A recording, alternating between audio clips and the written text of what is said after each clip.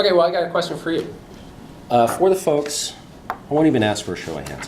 Just for the folks that have looked at the, who are on schedule, because you have looked at you have skimmed the sending email instant messages, pages 291 to 300 of Chapter 8. What was in that section that helped you, that will help you, you think, that you will try to keep in mind as you work on your email report? What were some tips that were useful?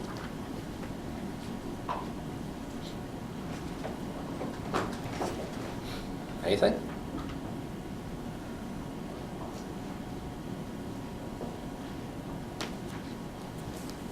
What about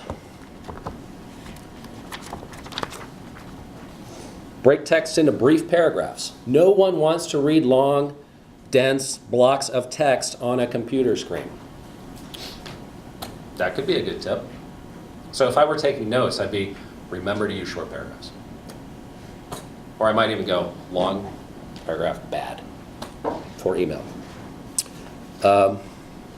If you must send a document with tables and bolded lists, do so in an attachment. Why would you do that?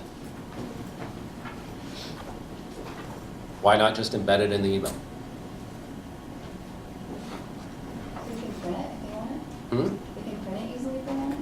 Yeah, and also, what is a table? What makes a table look like a table in an email? The line. Yeah, otherwise known as the HTML code. So good luck making a table with a keyboard.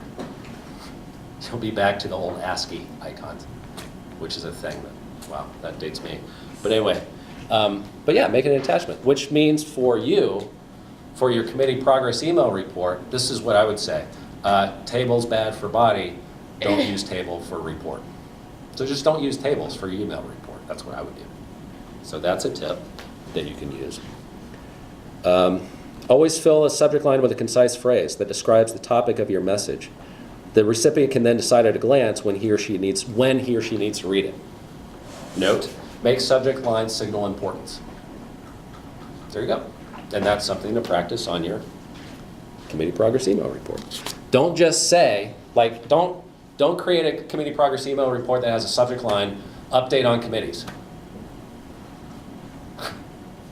Okay, that's the topic. That does nothing for me if I'm the director to decide, is this important or not? You will lose points because that's a grading criteria. Does your subject line signal at least the importance, if not what's the goal of the email? So instead, say something like urgent committee progress update if the director has to do something. Or if the director doesn't have to do anything, if it's just to reassure the director, there's literally nothing for them to do, say routine committee reorganization update. You might even put routine committee reorganization update, comma, nothing for you to do. That would be a beautiful subject line. If the goal of the email is to convince the director there's nothing for them to do, and everything's under control. So that's a good tip. So there's a lot of stuff in the textbook that doesn't apply to your project. So use company email and instant messages only for appropriate business. Well, that's probably a good general tip, but that doesn't apply to your project. I wouldn't bother taking notes on it. Send mass mailings with care.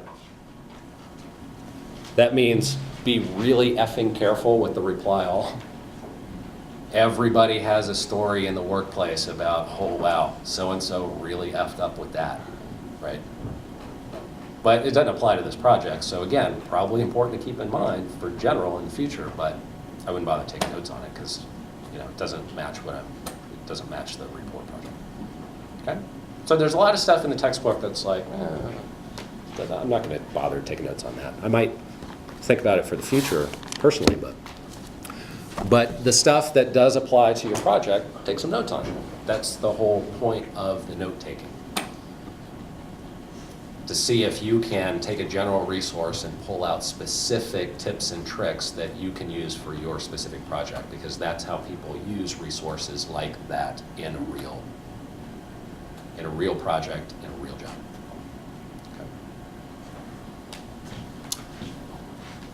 Okay.